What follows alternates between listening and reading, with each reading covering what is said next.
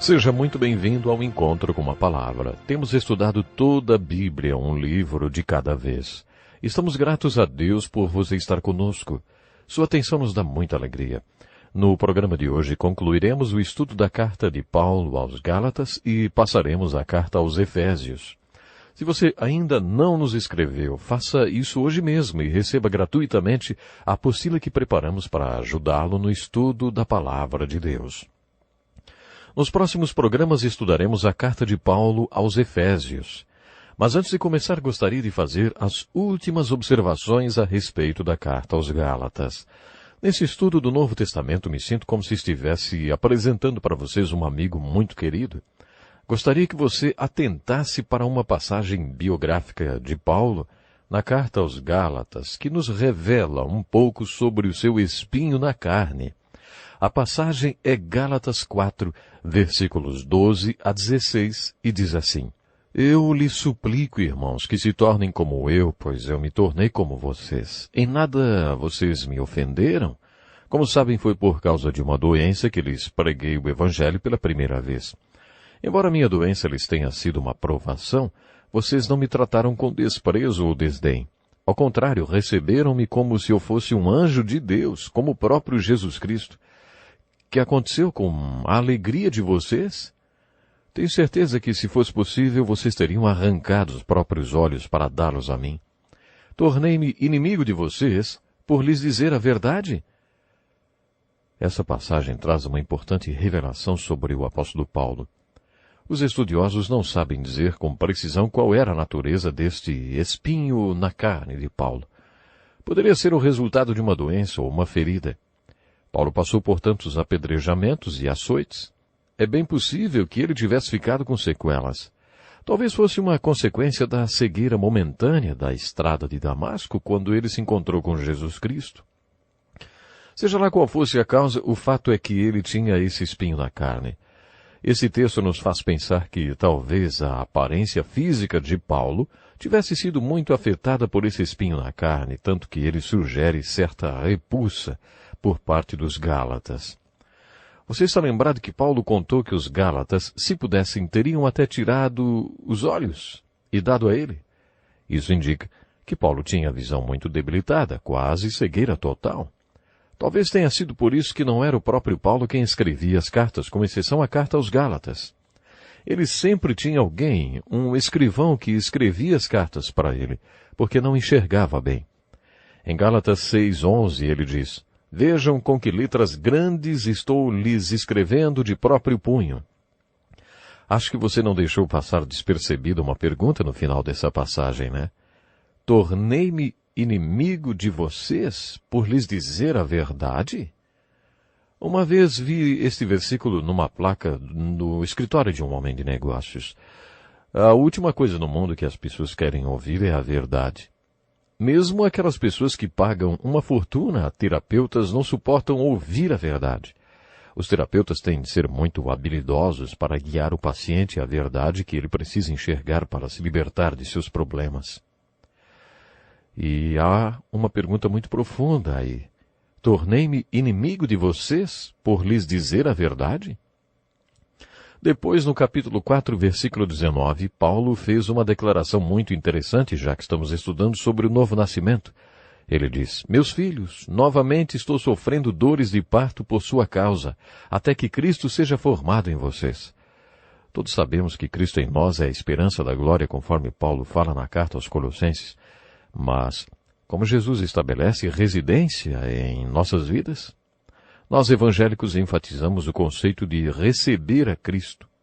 Pedimos que as pessoas façam uma breve oração pedindo que Cristo entre em seus corações. Eu não encontro nenhuma referência desse procedimento nas Escrituras.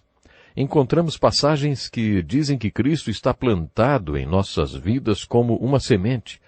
Pedro diz que Cristo nasce em nós através de uma semente incorruptível, que é a Palavra de Deus. De acordo com Pedro, a Palavra de Deus fertiliza a semente da nossa fé e Cristo nasce em nós. Paulo sugere a mesma coisa quando escreveu: até que Cristo seja formado em vocês. Como Cristo estabelece residência em nossas vidas? Essa é uma pergunta muito importante. De acordo com Pedro e com Paulo, Cristo nasce em nós. Temos à sua disposição uma apostila que explica o novo nascimento em Cristo com maiores detalhes. Vamos voltar aqui. Outro versículo que também não podemos deixar passar em branco é Gálatas 5 e verso 1. Foi para a liberdade que Cristo nos libertou. Portanto, permaneçam firmes e não se deixem submeter novamente a um jugo de escravidão. Poderíamos parafrasear esse versículo assim: Cristo nos libertou. Certifiquem-se de que vocês continuarão livres e não se prendam novamente às correntes de escravidão das leis e cerimônias judaicas. Cristo nos libertou. Paulo enfatiza muito a questão da liberdade na carta aos Gálatas. Sem dúvida, a liberdade é a mensagem aos Gálatas. Cristo vos libertou das cadeias do legalismo. Não se prendam novamente porque Cristo vos libertou. Onde está o Espírito do Senhor? Ali há liberdade. Você, nosso ouvinte, já experimentou a verdadeira liberdade no seu espírito? Não abra mão disso. Paulo foi muito claro no versículo 19 do capítulo 5, quando falou sobre as obras da carne: imoralidade sexual, impureza e libertinagem, idolatria, ira, egoísmo, dissensões, facções e inveja, embriaguez, orgias e coisas semelhantes. Eu os advirto como antes já os adverti. Aqueles que praticam essas coisas não herdarão o reino de Deus. Se o que eu acabei de ler faz parte da sua vida, segundo o que Paulo nos ensina, você é escravo de desejos pecaminosos e precisa ser liberto pelo poder de Jesus Cristo. Vivam pelo Espírito e de modo nenhum satisfarão os desejos da carne. Esse é o versículo 16. Nosso tempo está voando e precisamos continuar com o nosso estudo. Mas vamos iniciar agora o estudo da carta de Paulo aos Efésios. Esta carta é muito importante e seu conteúdo muito profundo. Foi em Éfeso que Paulo passou mais tempo. Mencionamos isso quando estudamos o livro de Atos e vimos que Paulo visitou os Efésios na sua segunda viagem missionária. Mas foi só durante a terceira viagem missionária que ele realmente trabalhou ali. Está tudo registrado nos capítulos 18 e 19 de Atos. Foi em Éfeso que Paulo dirigiu um pequeno seminário chamado Escola de Tirano, onde ele ensinava diariamente. Minha visão para o ministério Encontro com a Palavra surgiu do modelo da escola de Paulo em Tirano. Paulo ficou em Éfeso durante 2 anos e meio ou 3 ensinando na escola de Tirano. Algumas traduções da Bíblia trazem uma nota de rodapé dizendo que ele ensinava nessa escola das 11 da manhã às 5 da tarde. Além deste seminário ou deste encontro com a palavra que ele tinha em Éfeso, Paulo também plantou uma das suas igrejas mais frutíferas. Ele foi um grande plantador de igrejas. Nos capítulos 2 e 3 do livro de Apocalipse encontramos cartas dirigidas para 7 igrejas. É possível que a igreja de Éfeso tenha sido a igreja-mãe, que originou 6 outras igrejas. Isso significa que a igreja mais frutífera do ministério de Paulo teria sido a de Éfeso.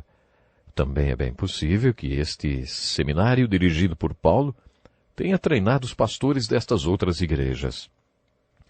Essa igreja que Paulo plantou em Éfeso se tornou a igreja-mãe de outras igrejas satélites. Você já deve estar familiarizado com elas: Esmirna, Pérgamo, Tiatira, Sardes, Filadélfia e Laodiceia. Estas 6 igrejas mais a igreja de Éfeso são as 7 igrejas sobre as quais lemos nos capítulos 2 e 3 do livro de Apocalipse. Como podemos notar, o ministério de Paulo de plantar igrejas em Éfeso foi frutífero.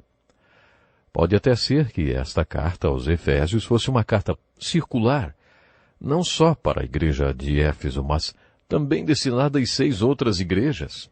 Como a igreja de Colossos pertencia à mesma região, pode ser que ela também fizesse parte deste grupo de igrejas satélites. Outra razão que faz esta carta ser tão importante é o seu conteúdo. Sua mensagem central está resumida neste versículo: Bendito seja o Deus e Pai de nosso Senhor Jesus Cristo, que nos abençoou com todas as bênçãos espirituais nas regiões celestiais em Cristo. Neste versículo, Paulo disse: Vocês crentes controlados pelo Espírito têm todas as bênçãos espirituais que precisam para viver como nascidos de novo. Ele diz que essas bênçãos estão nas regiões celestiais em Cristo. Podemos encontrar todo o carisma, os dons do Espírito e a capacitação que precisamos para viver como seguidores de Cristo de aprendermos o que significa viver em Cristo e nas regiões celestiais em Cristo. Éfeso e também estas outras cidades são exemplos da cultura que imperava em Roma. A cultura grega helenista estava em declínio. Na verdade, estava quase decadente. Era por isso que a cidade de Corinto estava tão corrompida. Quando Paulo estava em Éfeso, o Império Romano estava no seu auge. Éfeso e essas outras cidades localizavam-se no que conhecemos hoje por Turquia. Se você visitar esse lugar, descobrirá uma das partes mais bonitas do mundo. Nos dias de Paulo, essa parte do mundo, hoje chamada de Ásia Menor, correspondia à metade ocidental do Império Romano e servia como região de balneário dos imperadores ou do alto escalão dos oficiais romanos. Havia palácios e residências de verão nos arredores de Éfeso e nessas outras cidades porque era uma região incrivelmente bela e com um clima melhor que o de Roma. Acontece que a imoralidade nestas cidades também estava no seu apogeu. Hoje, em lugares como Éfeso, encontramos evidências arqueológicas de adoração a ídolos, imoralidade e também pornografia. Paulo escreveu para os crentes de Laodiceia e demais localidades, incluindo Éfeso, que era possível que eles vivessem vidas santas apesar de estarem bem no meio de toda a imundície e pecado do Império Romano. Na carta aos Efésios, Paulo diz que a única maneira de viver dessa maneira é vivendo em Cristo. Isso significa viver dentro das dimensões espirituais. Vocês estão lembrados quando Jesus conversou com o rabino Nicodemos? Jesus lhe falou sobre o novo nascimento e 2 vezes Nicodemos perguntou a Jesus, como pode ser isso? E Jesus respondeu, você é mestre em Israel e não entende essas coisas? Eu lhes falei de coisas terrenas e vocês não creram. Como crerão se lhes falar de coisas celestiais? Ninguém jamais subiu ao céu, a não ser aquele que veio do céu, o Filho do Homem. Certamente Jesus estava olhando nos olhos de Nicodemos e dizendo, Nicodemos, eu estou no céu. Nicodemos não perguntou mais uma vez, como? Ele não perguntou mais nada, mas também não entendeu nada. Paulo estava ensinando a mesma coisa aos Efésios. Ele estava ensinando que podemos estar no céu agora mesmo. O céu não é apenas um lugar onde você pode ir depois que morre porque crê em Jesus Cristo, como Paulo ensinou nas suas cartas aos Romanos e aos Gálatas.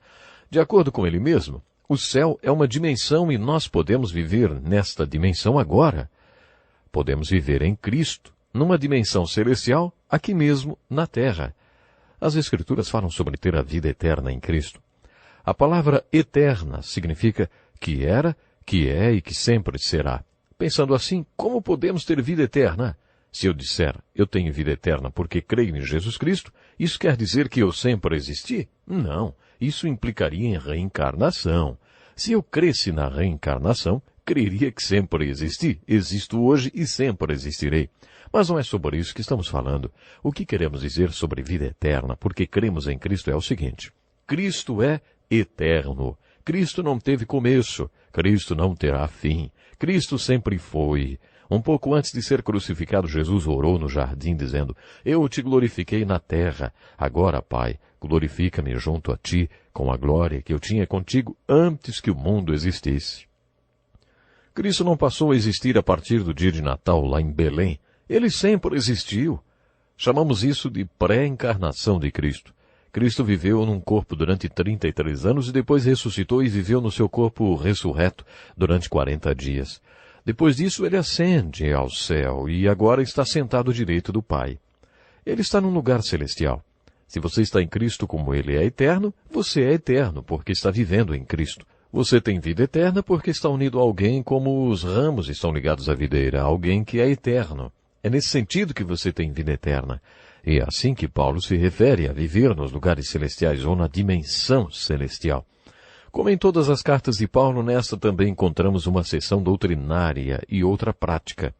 A seção doutrinária localiza-se nos 16 primeiros versículos do capítulo 4, nos quais Paulo nos traz certos ensinamentos sobre a igreja. No capítulo 3, Paulo fala sobre um dos maiores mistérios já revelados sobre a igreja. A palavra mistério significa um segredo que cedo ou tarde será revelado. Para Paulo, todo o conceito de igreja era como um grande mistério. Não se sabia muito sobre a igreja. Até o dia do Pentecostes ninguém sabia que Deus já tinha planejado lá atrás, na eternidade antes do início dos tempos, que um dia judeus e gentios e todos os povos seriam um na igreja, através de Cristo, do Espírito Santo. Esta carta de Paulo aos Efésios é uma obra-prima, cujo tema é a igreja. O livro de Romanos é uma obra-prima teológica sobre a justificação pela fé. 1 Coríntios é uma obra-prima pastoral. 2 Coríntios é uma obra-prima de Paulo sobre ministério. E Gálatas sobre a libertação do legalismo e a liberdade que temos em Cristo e no Espírito Santo. Agora, na carta aos Efésios, Paulo escreveu sobre a igreja e no capítulo 13, os primeiros 16 versículos do capítulo 4 falam sobre como a igreja funciona. No capítulo 3, Paulo fala sobre uma grande necessidade que nós temos de compreender um grande mistério de Deus. Antes da fundação do mundo, Deus já tinha planejado a igreja, mas só revelou seus planos para Paulo, e esta revelação encontra-se no capítulo 3. Nos primeiros 16 versículos do capítulo 4, Paulo fala sobre a natureza, a essência, a função e o propósito da igreja. Esses versículos constituem-se na melhor descrição da igreja encontrada na Bíblia. Neles aprendemos que a igreja foi planejada para exercer uma função. Ela deve ser o corpo do qual Cristo é a cabeça. Dele todo o corpo ajustado e unido pelo auxílio de todas as juntas cresce e edifica-se a si mesmo em amor, na medida em que cada parte realiza a sua função. Nesta carta de apenas 6 capítulos, Paulo mencionou lugares celestiais 5 vezes. Leia toda a carta de Paulo aos Efésios e marque os 5 lugares em que Paulo se referiu aos lugares celestiais. Depois veja se você consegue resumir o que ele disse sobre esses lugares celestiais. A carta de Paulo aos Efésios e o livro de Josué no Velho Testamento têm muito em comum. Tenho certeza que aqueles especialistas que estudaram o Velho Testamento comigo estão lembrados do livro de Josué, não? Josué, capítulo 1, verso 3, é o versículo-chave do livro de Josué. E Efésios, capítulo 1, verso 3, é o versículo-chave de Efésios. Estes 2 versículos mostram a relação entre os 2 livros. À medida em que estudamos a Bíblia, percebemos que o Novo Testamento apresenta o ensino, enquanto o Velho Testamento possui a ilustração dele. O Novo Testamento ensina doutrina. O Velho Testamento a ilustra. Efésios e Josué são bons exemplos deste princípio de interpretação bíblica. Nesta carta aos Efésios, Paulo diz: ouçam em Cristo nas dimensões celestiais, vocês têm todas as bênçãos espirituais, todo o dínamo espiritual que vocês precisam para viver como alguém que nasceu de novo, ou seja, um seguidor de Jesus Cristo controlado pelo Espírito Santo. O objetivo da carta é chamar e incentivar os crentes a habitar em Cristo nas regiões celestiais e encontrar em Cristo nas dimensões espirituais todos os recursos que precisam para viver como uma pessoa espiritual. Temos muitos recursos espirituais ao nosso dispor. Temos a bênção espiritual da oração. Será que oramos? Temos a palavra de Deus, que é um grande milagre. Será que gostamos de estudar a palavra de Deus? Será que passamos tempo estudando a palavra de Deus? Temos caminho livre para ter comunhão com o Cristo ressurreto e podemos ser capacitados por Ele com os dons espirituais? Todas essas bênçãos espirituais estão à nossa espera nos lugares celestiais. Será que temos fé para habitar nos lugares celestiais em Cristo e tomar posse dos nossos bens espirituais? Uma vez ouvi a história de um pastor que foi para o céu e quando chegou lá, São Pedro levou para um passeio pelo céu. Enquanto eles passeavam, o pastor perguntou: mas o que são aqueles engradados ali? Aí São Pedro respondeu: você lembra que há alguns anos você precisou de bancos para a sua igreja? Já estávamos com tudo encaixotado e pronto para despachar para a sua igreja, mas você não pediu. Mais tarde eles passaram por uma caixa bem grande e o pastor perguntou o que era aquela caixa.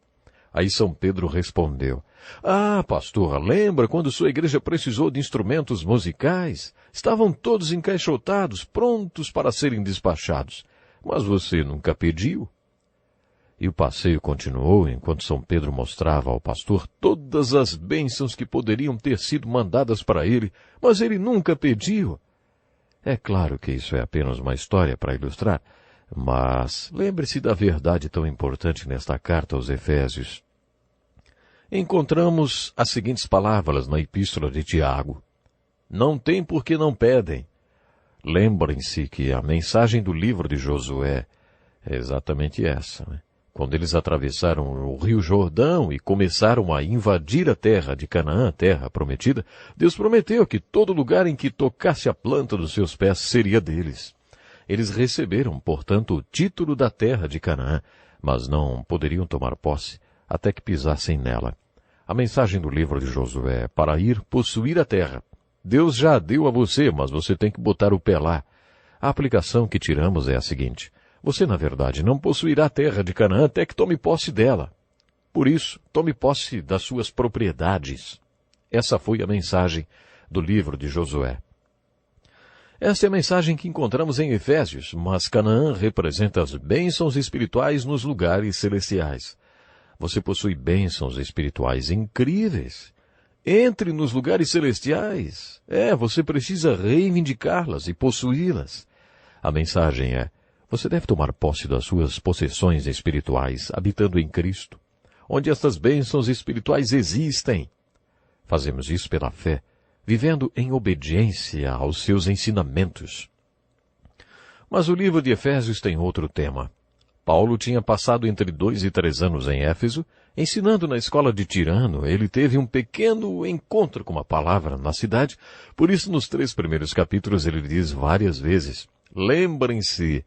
Eles já sabiam tudo aquilo que Paulo estava falando na carta. O que Paulo ensina na carta de Efésios é sobre a linda experiência de ter vida eterna por estar naquele que é eterno, em Cristo, nas dimensões celestiais, recebendo cada bênção espiritual que precisamos para viver da maneira como Deus nos chamou para viver. É por isso que Paulo escreveu: lembrem-se, lembrem-se, lembrem-se. No capítulo 4, Paulo começa a sessão de aplicação da carta e exorta a igreja à ação. Ele diz: vocês precisam se vestir espiritualmente. Vocês precisam tirar esses velhos trapos da vida que levavam. Vocês precisam vestir as roupas da nova vida que têm. E depois, vivam essa vida. Meu tempo esgotou, mas conto com você para o nosso próximo programa. Este é um estudo escrito pelo Dr. Dick Woodward, na voz do pastor Edson Bruno. Até o nosso próximo encontro com a palavra.